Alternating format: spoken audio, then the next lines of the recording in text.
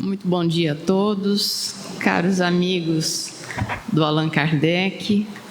É uma grata satisfação estarmos aqui pela primeira vez como palestrantes, mas já estivemos por aqui há alguns anos no encontro de corais, conhecemos a grandeza, a beleza, a pujança dessa casa, a seriedade, o que nos agrada muito.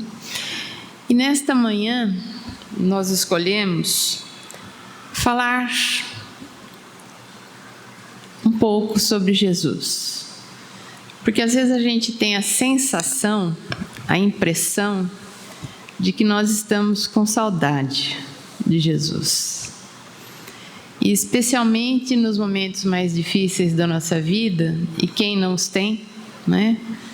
Nós nos apegamos de uma forma mais especial ao seu Evangelho.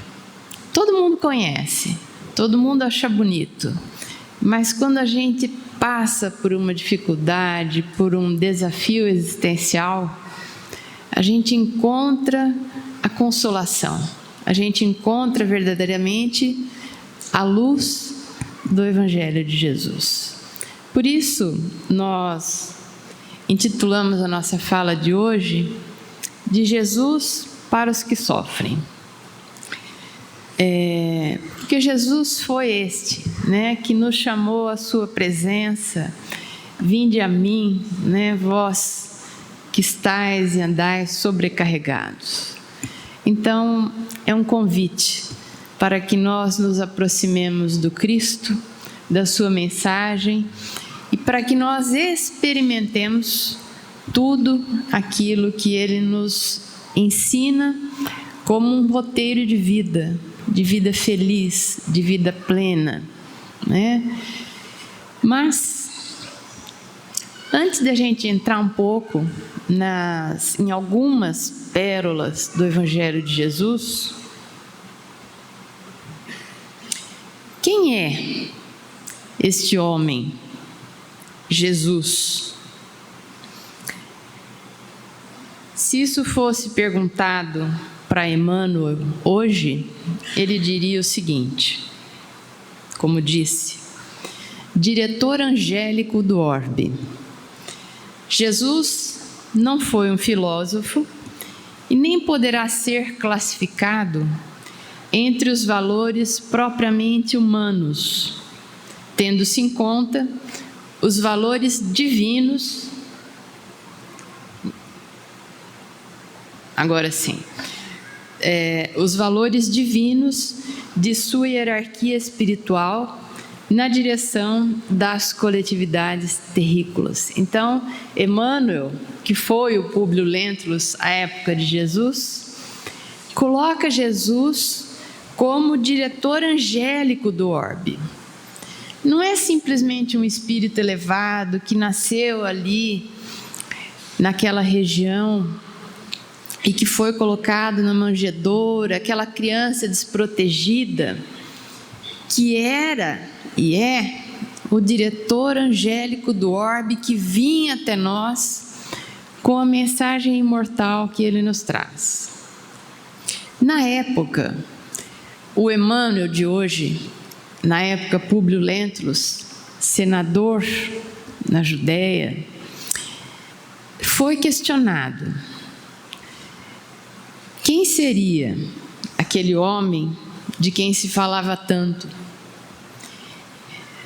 O imperador da época questionou o Públio: quem é este homem, Jesus? Então, há 2000 anos, respondendo à pergunta de Tibério César, Públio Lentulus escreve: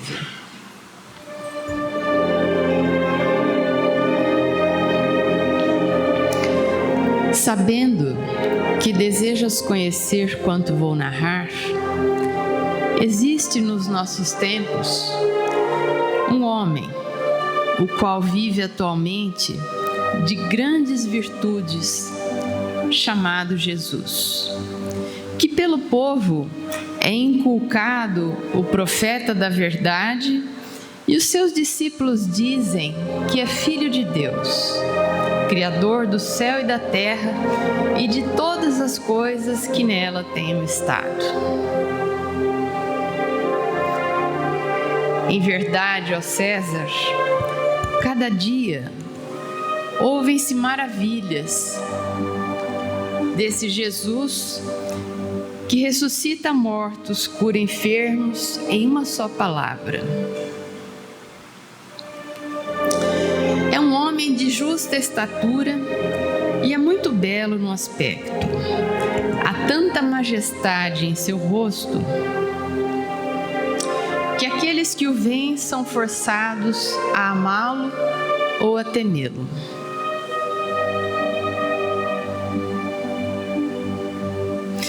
Tem os cabelos da cor da amêndoa bem madura.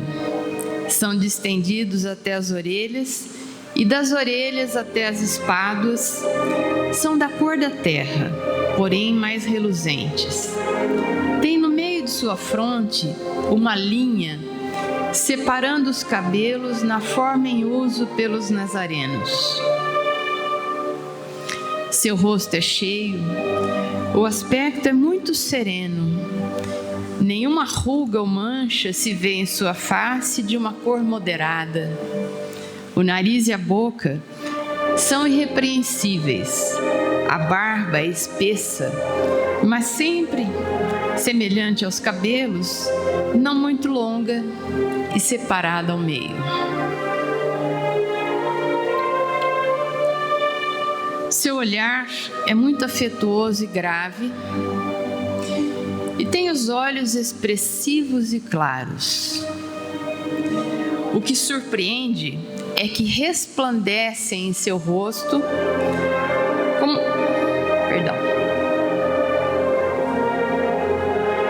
os raios do sol. Porém, ninguém pode olhar fixo seu semblante, porque quando resplende apavora, e quando ameniza faz chorar. Faz-se amar e é alegre com gravidade.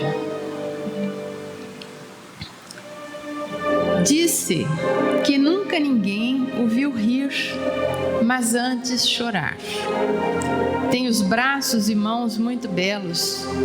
Na palestra contenta muito, mas o faz raramente. E quando dele se aproxima, verifica-se que é muito modesto na presença e na pessoa.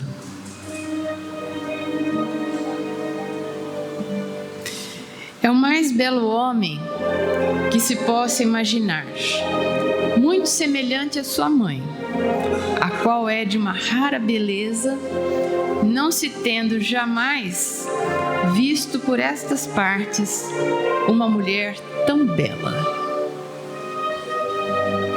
Porém, se tua majestade, ó César, deseja vê-lo, como no aviso passado escreveste, dai-me ordens que não faltarei de mandá-lo o mais depressa possível. Das letras, faz-se admirar de toda a cidade de Jerusalém. Ele sabe todas as ciências e nunca estudou nada. Ele caminha descalço e sem coisa alguma na cabeça. Muitos se riem vendo-o assim, porém em sua presença e falando com ele, tremem e admiram. Dizem que tal homem nunca for ouvido por essas partes. Em verdade, segundo me dizem os hebreus, não se ouviram jamais tais conselhos de grande doutrina como ensina este Jesus. Muitos judeus o têm como divino e muitos me querelam afirmando que é contra a tua majestade. Eu sou grandemente molestado por esses malignos hebreus. Disse que esse Jesus nunca fez mal a quem quer que seja, mas ao contrário, aqueles que o conhecem. E com ele tem praticado afirmam ter dele recebido grandes benefícios e saúde. Porém, a tua obediência estou prontíssimo.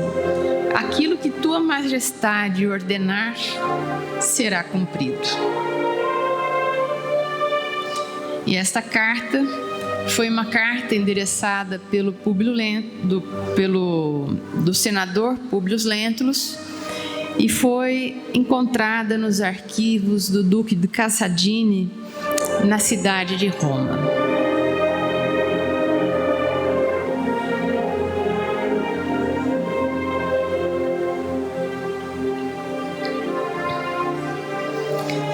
Mas o governador espiritual do planeta, o tutor angélico do orbe, vem e nos traz algumas orientações, alguns convites, como aquele que beber da água que eu lhe der, nunca terá sede. E muitas vezes nós ainda ficamos procurando dessedentar-nos nas fontes materiais dos prazeres, dos gozos, das facilidades, dos benefícios transitórios do mundo, como se essa fosse a finalidade maior da existência, ignorando o convite feito há 2000 anos por Jesus. Quem crê em mim, vejam que palavras fortes, ainda que esteja morto, viverá. Por mais que estejamos abatidos, sobrecarregados, cheios de problemas e de dificuldades e nos sentindo incapazes, vejam, aquele que crê em mim, ainda que esteja morto, viverá. É lógico que Jesus não veio para derrogar lei nenhuma e que se alguém estiver morto perante as leis biológicas, morto permanecerá. Mas ele fala da morte do espírito, que não acordou ou está adormecido para os valores espirituais. E Jesus nos promete uma vida, e uma vida em abundância para aquele que acordar para esses valores. Vejam, quem me segue não andará em trevas. E a gente às vezes fala, mas a minha vida está complicada, eu só tenho problema, eu só tenho dificuldade. Será que nós temos experimentado seguir o Mestre de verdade no dia a dia das nossas vidas? Ou então, quando Ele nos diz, eu sou o pão da vida, aquilo que sustenta a vida.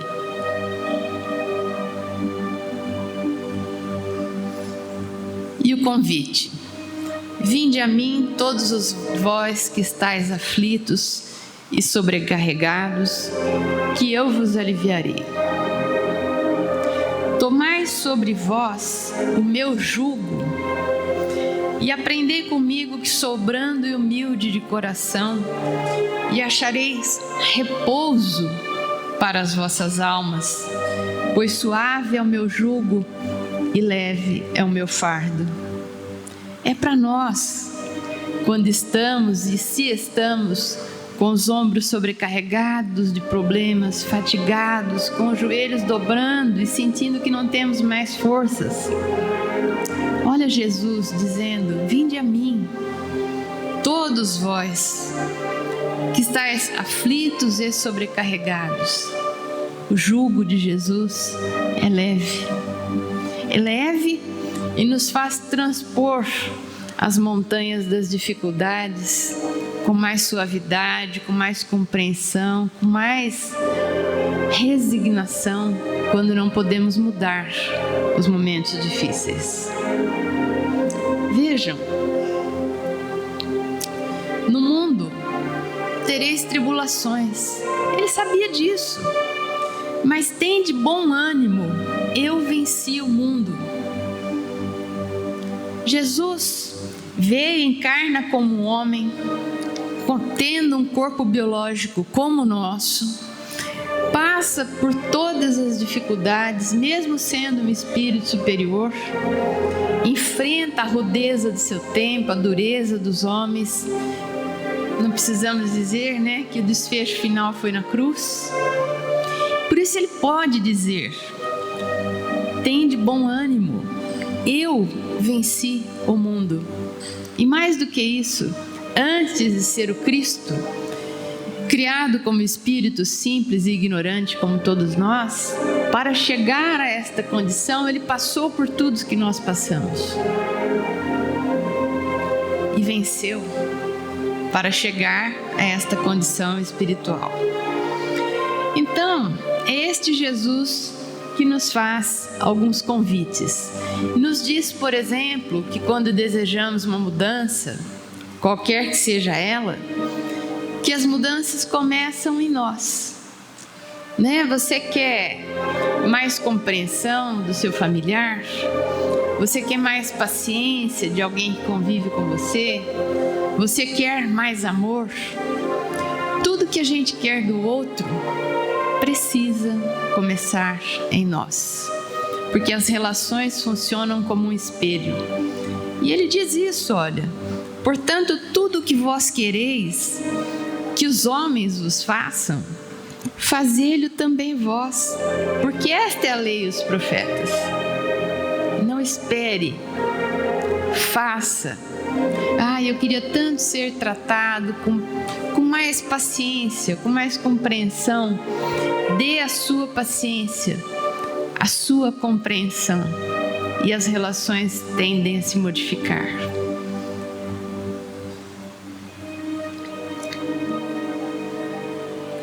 Amarás o teu próximo como a ti mesmo. Se não nos amarmos, não conseguiremos amar ao próximo. Todo o evangelho de Jesus é centrado na pessoa. Quando ele nos diz para perdoar o próximo, não é para que ele fique numa boa e fale: tudo que ele me fez eu vou perdoar. Sim, mas é para que você se sinta bem e melhor. E por consequência, talvez o outro. Mas em primeira instância, você. Por isso, amarás o teu próximo como a ti mesmo. Se a criatura não se ama de verdade, não se perdoa e não tem uma série de atitudes gentis para consigo, ela não consegue amar o próximo de verdade. Ela consegue ter uma fachada, ela consegue ser talvez educada, mas amar ao próximo, se ela não se ama e não se reconhece como um filho de Deus, ela não consegue.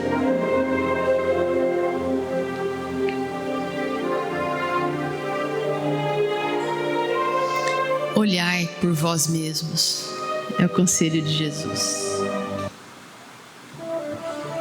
Fala-nos da indulgência. Olha quanta coisa tem no Evangelho.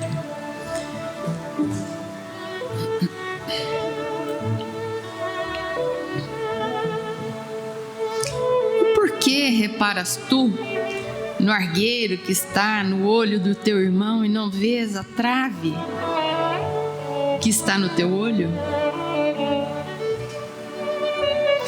Não o julgueis, para que não sejas julgado. Nós queremos compreensão, nós queremos paz, nós queremos não ser julgados. Não julguemos. Percebem? Tudo começa em nós. O mundo que queremos, o mundo de regeneração que esperamos, começa em nós. Sejamos espíritos dispostos à mudança, à regeneração, à melhora. Começa tudo em nós. Não esperemos do mundo. Não esperemos do nosso pai, da nossa mãe, do nosso filho, do nosso irmão, da nossa sogra, do nosso cunhado, ou do nosso chefe, ou do nosso empregado. Esperemos de nós mesmos.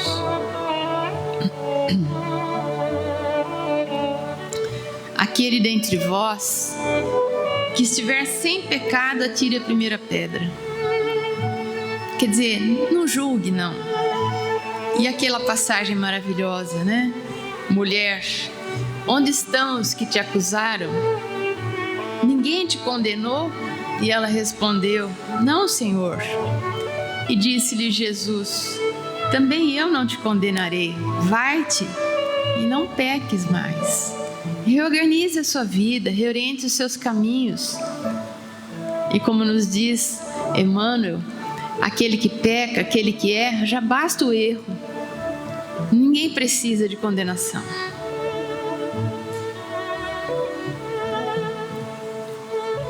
Jesus nos fala da humildade. Bem-aventurados os pobres de espírito, porque deles é o reino dos céus. E aí nós temos uma ilustração onde ele lava os pés dos discípulos, nos mostrando que aquele que quiser ser o maior no reino dos céus, seja o servidor de todos. E às vezes a gente se acha, né? A gente quer ser grande coisa. Trabalhemos a nossa humildade. É conselho de Jesus, que não é qualquer um, é o governador angélico do orbe. Ele nos fala da integridade. Ninguém pode servir a dois senhores, porque ou há de odiar um e amar o outro, ou se dedicará a um e desprezará o outro. Não podeis servir a Deus e a Mamon. Mamon aí é a representação simbólica dos interesses materiais. Não se pode amar a Deus e a Mamon, servir a dois senhores, porque no fundo ou nosso coração está com Deus ou com os valores da matéria, desse mundo transitório que ficam e não vão conosco no processo da desencarnação. O que levamos? Apenas os valores que conquistamos, apenas os afetos que cultivamos, o amor que distribuímos, a fraternidade, a caridade. Isso torna-se patrimônio do espírito. Tudo mais fica, até o corpo físico fica. Esse corpo, né, que se cultua tanto atualmente, que faz tantas coisas para mantê-lo cada vez mais jovem, numa busca quimérica de uma realidade inexorável, que é o envelhecimento do corpo. Eu sou cirurgiã dentista e nunca vi tantos colegas enriquecendo com harmonização orofacial. Gasta-se milhões, mas e a harmonização íntima? E o embelezamento da alma? Onde fica? A construção dos valores, né? Porque a gente pode até deixar o rostinho, o corpinho mais ou menos por um certo tempo, mas numa dada circunstância vem uma falência, vem uma doença e nós teremos que nos transferir daqui para uma outra dimensão, onde o que vale são outros valores, diferentes daqueles atrás dos quais andamos correndo. Então, às vezes, desencarnamos e deixamos uma conta poupuda para quem fica. Carro novo, mansão e outros bens e outras facilidades. Mas se não deixamos o amor, se não deixamos as boas lembranças e o nosso coração, e se não levamos conosco esse amor, o que é que nós construímos? Nada. Porque tudo se esfacela. Todas essas coisas materiais ruem com o tempo. São perecíveis.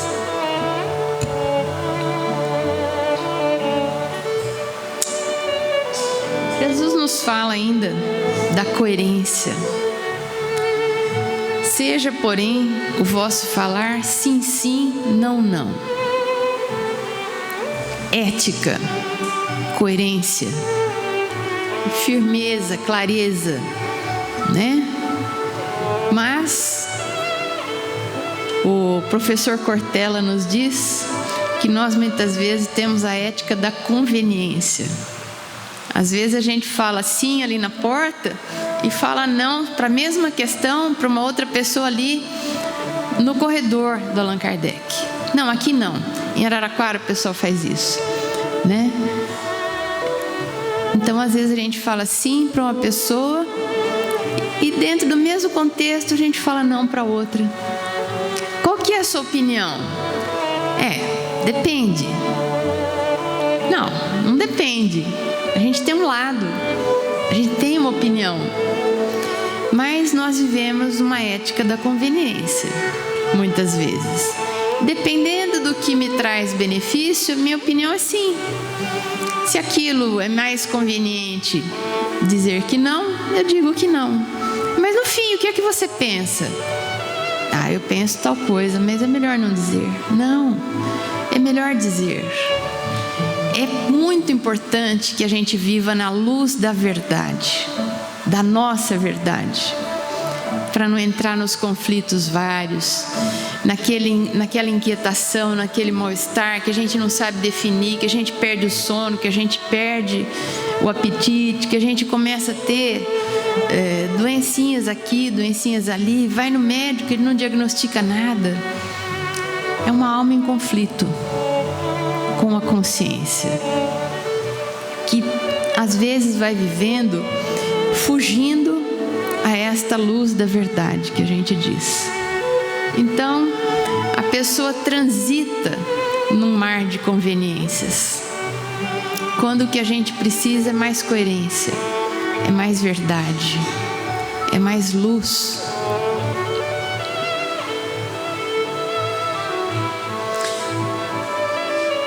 Jesus também nos fala da renúncia.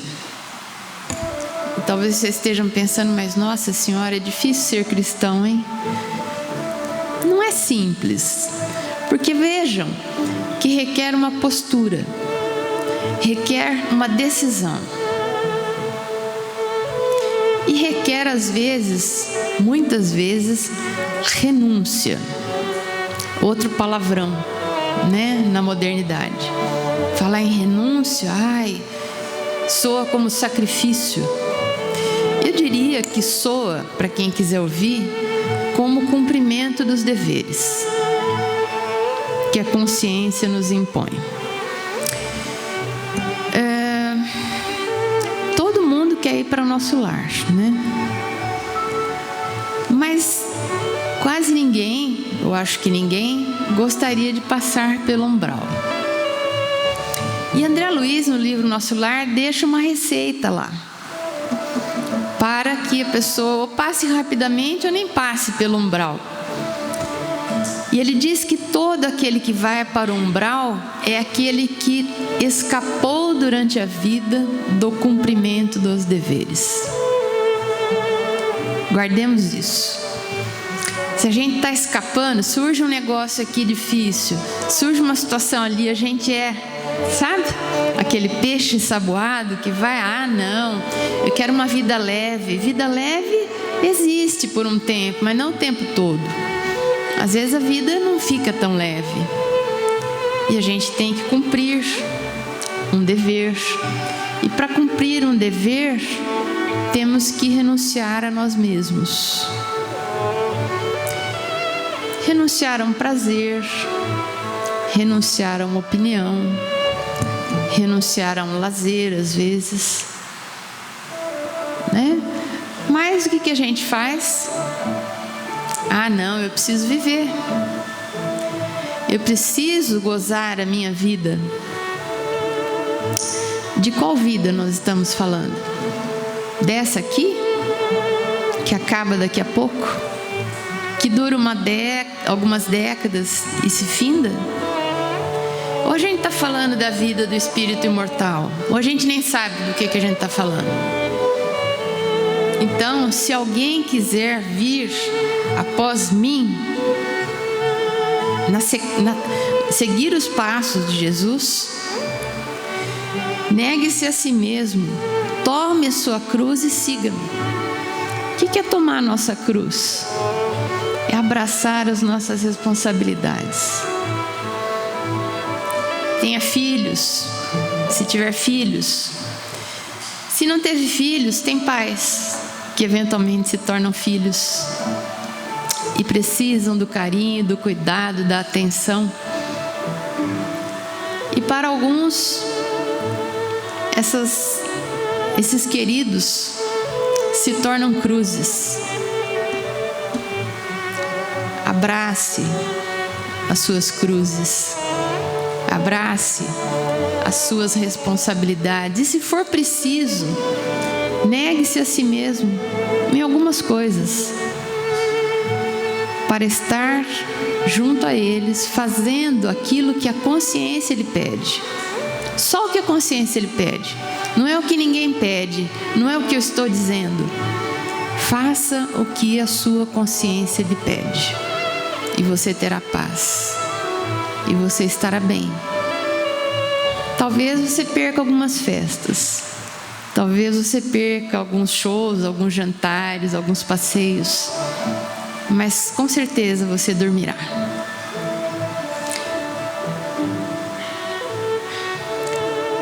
Então, Jesus nos fala da porta estreita, que é o caminho reto. Aí está complicando, né? Fala, nossa, mas Jesus parece que pede coisas difíceis, mas são recompensadoras.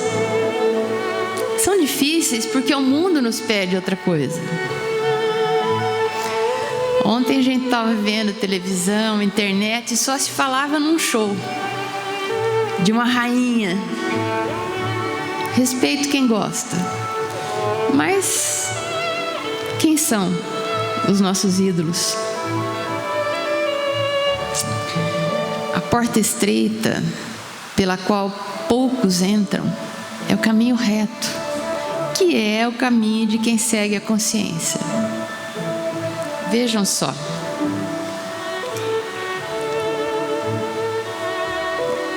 Entrai pela porta estreita, porque larga é a porta e espaçoso o caminho que conduz à perdição. E muitos são os que entram por ela. Isso fica parecendo a pregação de uma pessoa antiquada, né? Mas é a verdade da realidade espiritual de todos nós. É Jesus quem está dizendo.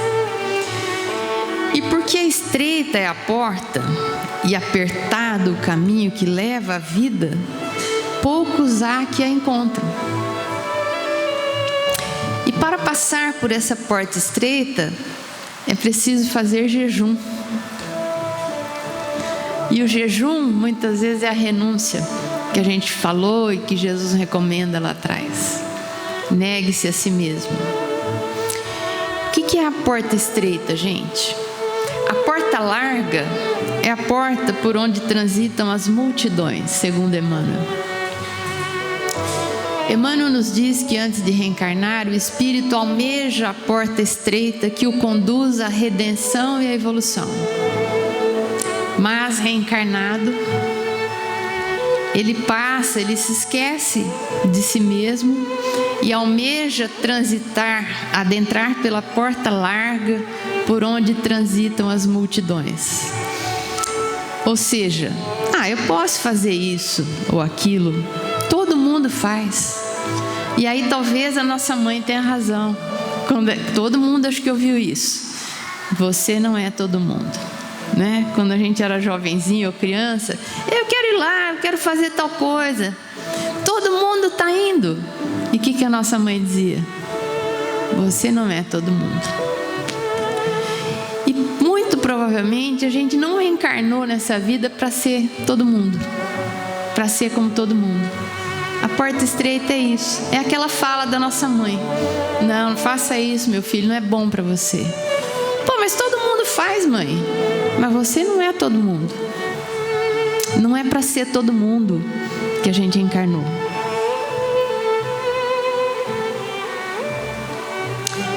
A paz. O que é a paz, né? É a ausência de perturbação. Não quero sossego, me dê paz. Lamento informar, ninguém vai te dar paz.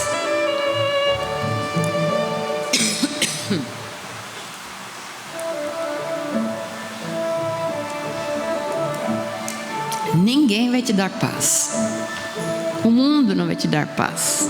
Nossa, Cláudia, complicado isso. Ninguém vai te dar paz, mas você pode ter, construindo a sua. É aquela paz de Jesus. Eu não sei se dá para ver aqui. Aqui é uma figura em que Jesus está numa barca, naquele momento que ele vai atravessar de uma margem a outra do lago, e começa uma tempestade. E Jesus aparentemente dorme, e os discípulos se desesperam e o acordam dizendo que eles vão perecer. E ele questiona os discípulos: ainda não tendes fé?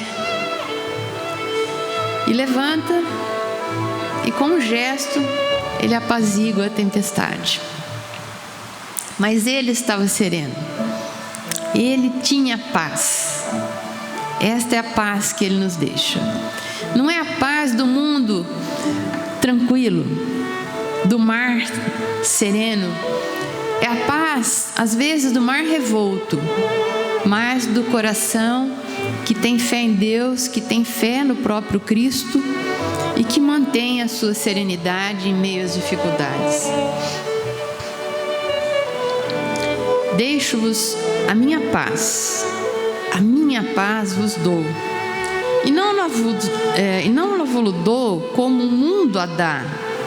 Não se turbe o vosso coração, nem se atemorize. Temos fé em Deus, fé na sua justiça, na sua misericórdia, fé no governador espiritual do planeta, no tutor angélico do orbe. Lá em Araraquara, nós tivemos uma criatura maravilhosa, a senhora Léa Fazan, fundadora do Centro Espírita, da Sociedade Espírita Kardecista Allan Kardec, Consolador. E ela dizia: Jesus está no leme desta embarcação. Sempre ela repetia, né? Quando via alguém desesperado, alguém inseguro, temeroso.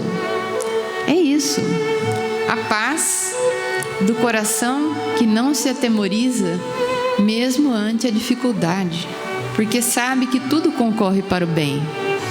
Segundo Emmanuel, tudo que vem do céu para a terra pode se converter em bênçãos de luz, a depender de quem recebe.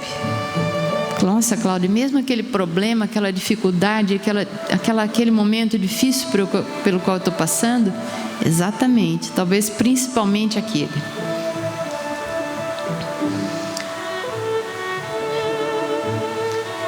Jesus nos fala de perdão, muitas vezes. Não vos digo que perdoeis até 7 vezes, mas 70 vezes 7 vezes. Nos apresenta o perdão no Pai Nosso como uma condição, né? E a gente às vezes pode pensar: mas eu vou perdoar aquilo que aquela pessoa me fez ou que o outro me fez só para que ele fique bem, para que ele fique tranquilo, para que ele fique sereno? E talvez faça a mesma coisa comigo ou com outras pessoas.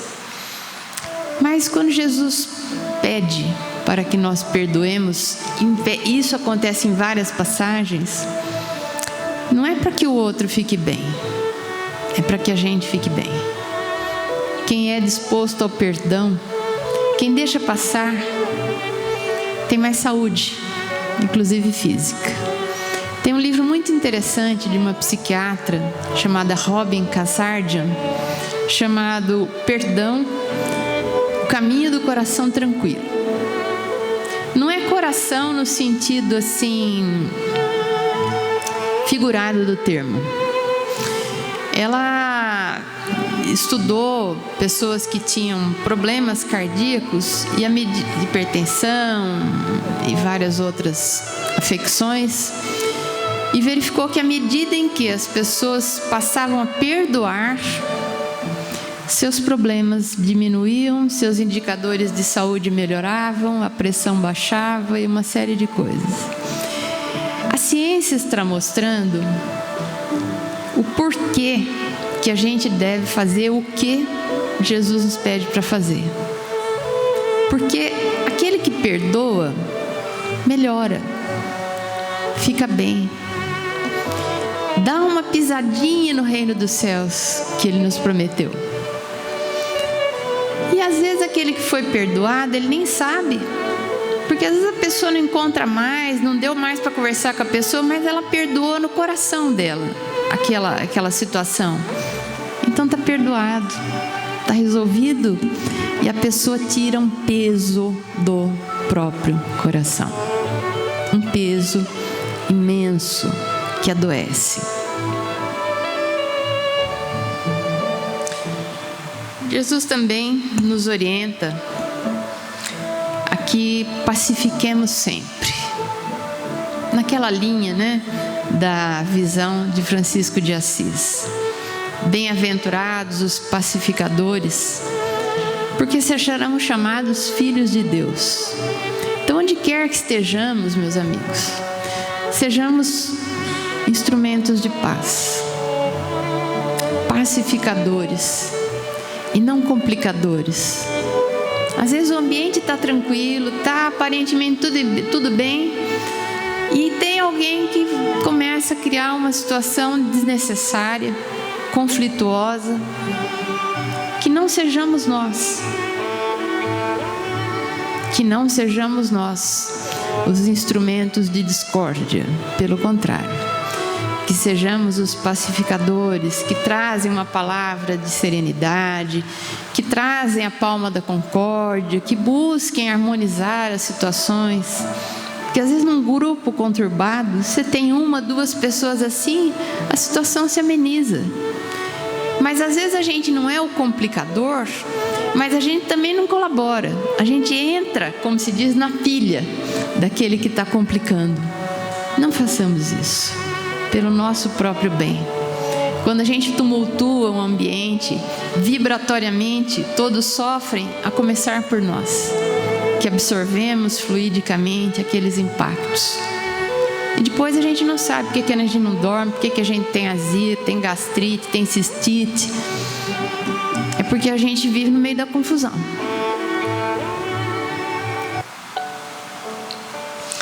Reconciliação. Talvez todos nós tenhamos alguma pendência.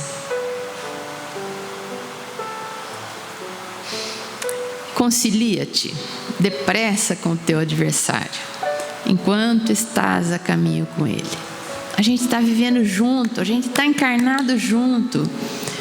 Não espera, não deixa para depois, que pode ser tarde, pelo menos aqui, enquanto os dois estão encarnados. E quando às vezes não há essa reconciliação, essa conversa, esse acerto, pode até aquele irmão magoado, ferido, se tornar um obsessor, até involuntariamente. Ou nós nos conciliemos com os nossos adversários, com aqueles que de alguma forma nos magoaram. Busquemos, não nos oponhamos a essa reconciliação. Vejam a importância disso. Se, portanto, quando fordes depor vossa oferenda no altar, vos lembrardes de que vosso irmão tem qualquer queixa contra vós, deixai a vossa dádiva junto ao altar, e ide antes reconciliar-vos com o vosso irmão, Depois, então, voltai a oferecê-la.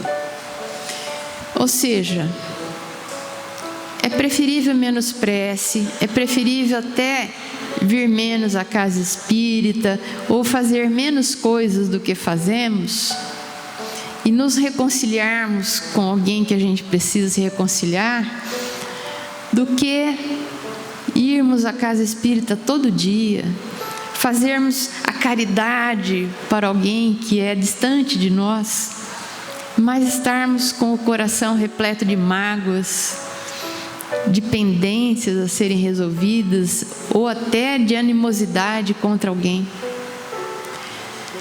Este é o sacrifício mais importante perante a consciência. O sacrifício do nosso orgulho, né? Porque tem gente que fala, eu não perdoo, eu não me reconcilio, eu não falo mais com esta pessoa. Como se fosse uma grande coisa. É uma pena. Você não precisa conviver cotidianamente, essa pessoa não precisa, se ela te traz algum risco, porque isso é possível, ela não precisa frequentar a intimidade da sua casa. Mas você também não precisa desejar mal a ela, nem se opor a uma convivência polida, cortês, razoável. Que não tenhamos o desejo do mal contra ninguém. Nossa, mas ele me prejudicou, Cláudia. Problema dele. Problema dele. Simplesmente isso. Quando nós prejudicamos alguém, a conta vem para nós. O débito é nosso para com a nossa consciência e com as leis de Deus que estão esculpidas na nossa consciência. Então, mais vale a gente oferecer a Deus ou a Jesus o sacrifício do nosso orgulho do que oferecermos qualquer outra coisa em qualquer templo religioso. Isso tem mais valor para nós, espíritos que vamos daqui a pouco desencarnar e vamos levar o quê? Como conquistas morais. Perdoou alguém? Não. Se reconciliou com seus adversários? Não. Foi compreensivo para com as falhas alheias? Não. Teve paciência? Não. Foi uma pessoa ética? Mais ou menos. Percebe que às vezes o espírito desencarna e chega no mundo espiritual de mãos vazias?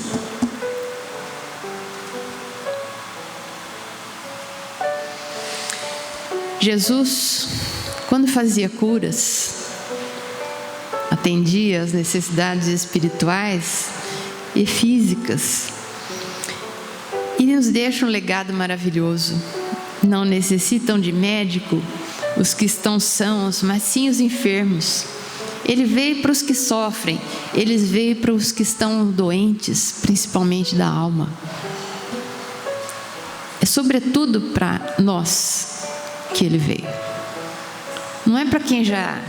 Também, mas não é prioritariamente para quem já está numa condição espiritual de grande evolução e já pratica todas essas coisas.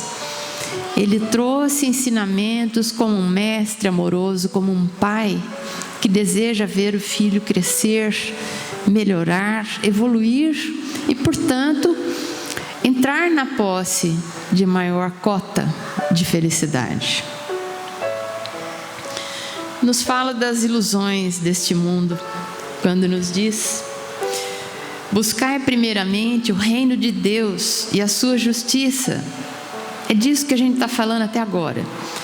Que todas essas coisas, as outras coisas, vos serão acrescentadas.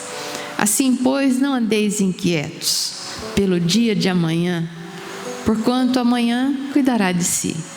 É claro que a gente precisa trabalhar, é claro que a gente precisa, no sentido real, natural da nossa vida, pensar no dia de amanhã. Mas aqui a situação está colocada como aquela aflição, como aquela ansiedade pelo que vai ser amanhã.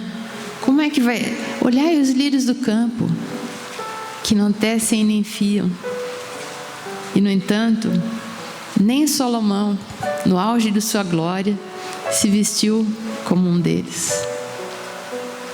Não nos iludamos e não nos tornemos ansiosos pelo dia de amanhã, porque a cada dia o próprio cuidado. Quando Jesus nos fala de justiça, às vezes a pessoa fala: eu sou um homem de bem. É um homem de bem perante a sociedade. Ele não descumpre nenhuma lei do Código Civil. Ele não pode ser acusado de nada, ele não é réu em nada. Uma criatura de bem. Não necessariamente. Não necessariamente quem não infringe uma lei humana é um homem de bem, segundo o Evangelho e segundo a doutrina. Vejam o que diz Jesus: se a vossa justiça não exceder a dos escribas e fariseus, de modo nenhum entrareis no reino dos céus. Quer dizer, se a gente não for um pouco além na nossa ética, que é tudo do qual a gente tem falado, né? Porque se a gente não for indulgente, se a gente não for paciente, a gente não for ético, a lei não nos pune. Isso são requisitos cristãos. Mas para o cristão tudo isso é importante. Então, se a nossa justiça não exceder a lei dos homens, se nós não formos além disso, nós não entraremos no reino dos céus. Ou seja, nós não fazemos nada demais além de cumprir a própria obrigação. Uma árvore boa não pode dar maus frutos. Então é pelos frutos que se conhece a árvore. É pelas atitudes.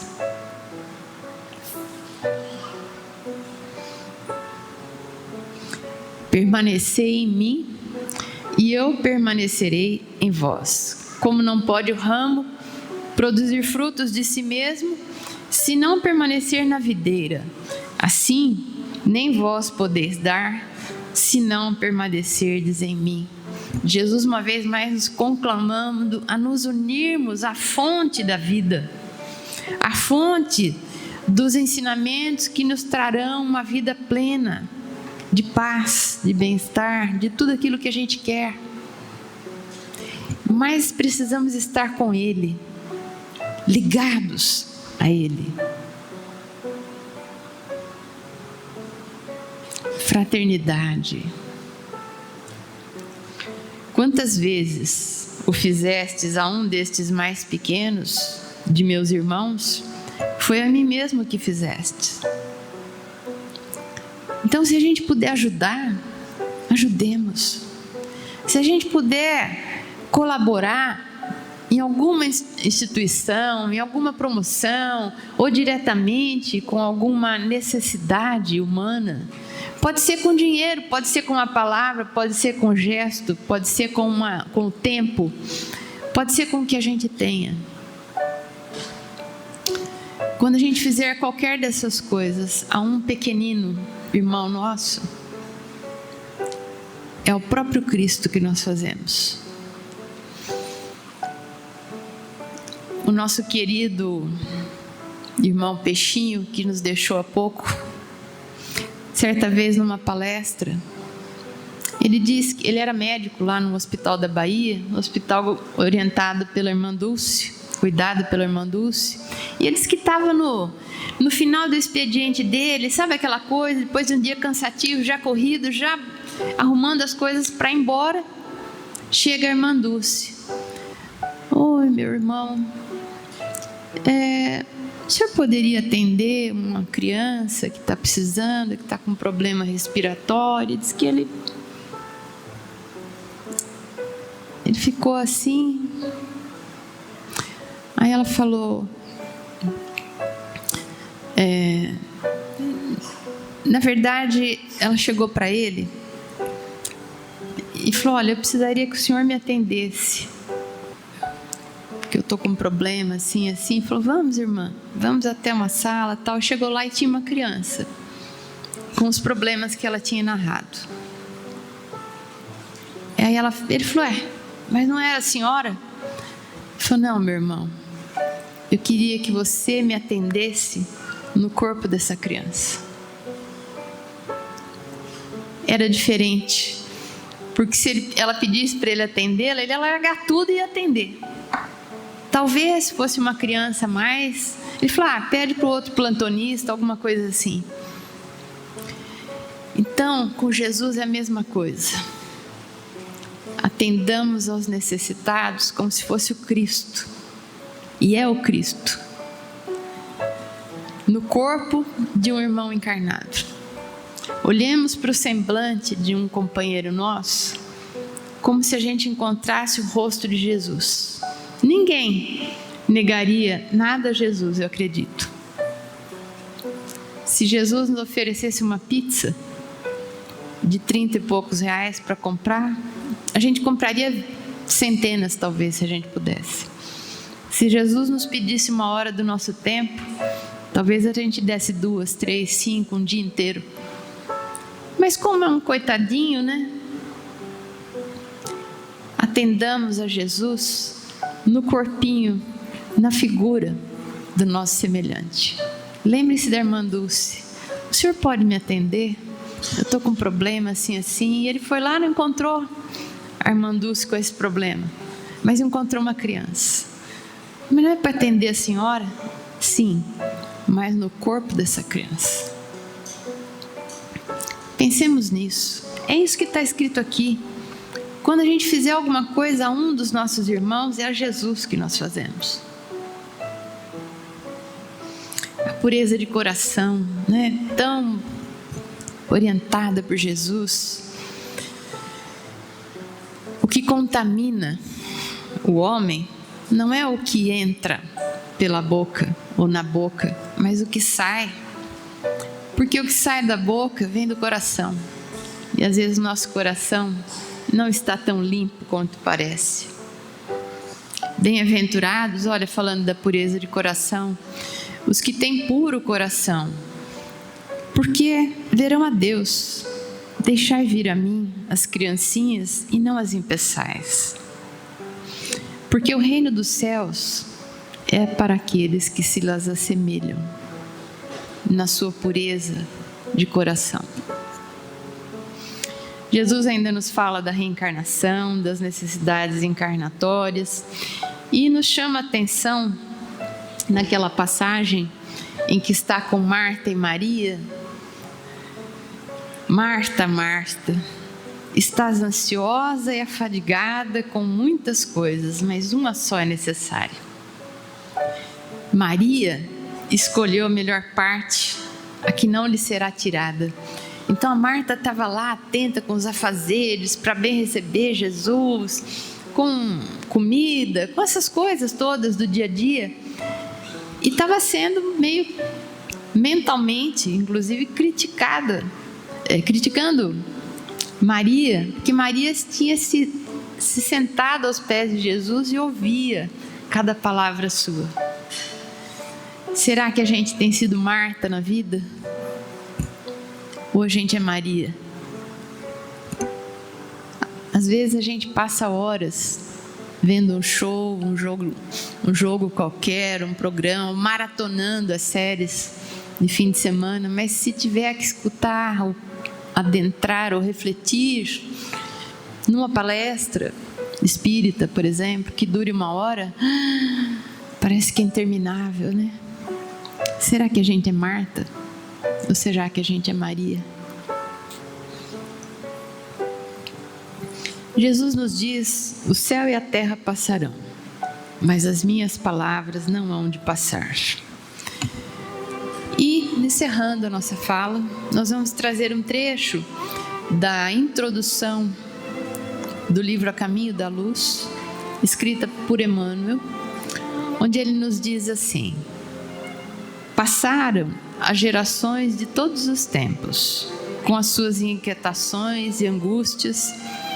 As guerras ensanguentaram o roteiro dos povos nas suas peregrinações incessantes para o conhecimento superior.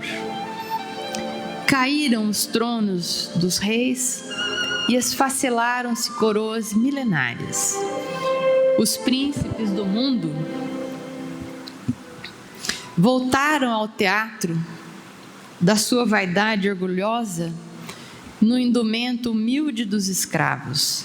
E em vão, os ditadores conclamaram e conclamam ainda os povos da terra para o morticínio e para a destruição.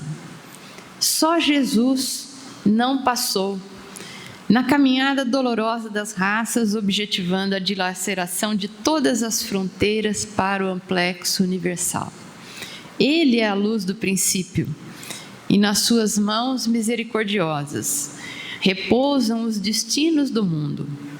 Seu coração magnânimo é a fonte de vida para toda a humanidade terrestre. Sua mensagem de amor no Evangelho é a eterna palavra da ressurreição e da justiça, da fraternidade e da misericórdia. Todas as coisas humanas passaram, todas as coisas humanas se modificarão, todas. Ele, porém, é a luz de todas as vidas terrestres, inacessível ao tempo e à destruição. E para que nós encerremos esta fala, esta reflexão desta manhã, vamos nos lembrar quando Jesus participa do festim de bodas, ou das bodas de Caná, onde ele inicia publicamente a sua missão, em que acaba o vinho, e aquilo era muito sério numa festa de casamento naquela região. E Maria chama Jesus, conhecendo suas possibilidades, conhecendo bem o seu filho, e pede para que ele faça alguma coisa. E ele diz: mulher, não chegou ainda a minha hora. Mas depois, atendendo ao apelo de Maria, ele começa a tomar as providências e a pedir que façam algumas coisas para que ele efetivamente faça a transformação da água em vinho. Se alguém quiser ler mais sobre isso, está lá em Gênesis, esse processo. E que a gente se lembre da fala de Maria quando ele pede para que encham as vasilhas, os vasilhames com água. E eles estranham: mas como? E ela fala: fazei tudo o que ele vos disser. E eles fizeram. Que essa fala de Maria de Nazaré repercuta no nosso coração. Façamos tudo quanto ele nos disse. E eu posso, quem sou eu? Mas como alguém que está tentando, eu posso dizer que a vida de todos nós vai apresentar uma melhora impressionante. Não é de um dia para o outro, não é um salto, é uma construção, é uma busca, é uma renovação de propósitos todos os dias para que façamos o que Jesus nos ensinou. Que tenhamos a lucidez para isso, a força de vontade, o estímulo renovado, e agradecendo a presença de todos, a atenção e o carinho, desejamos a todos um feliz domingo e as bênçãos de Jesus para todos. Muito obrigada.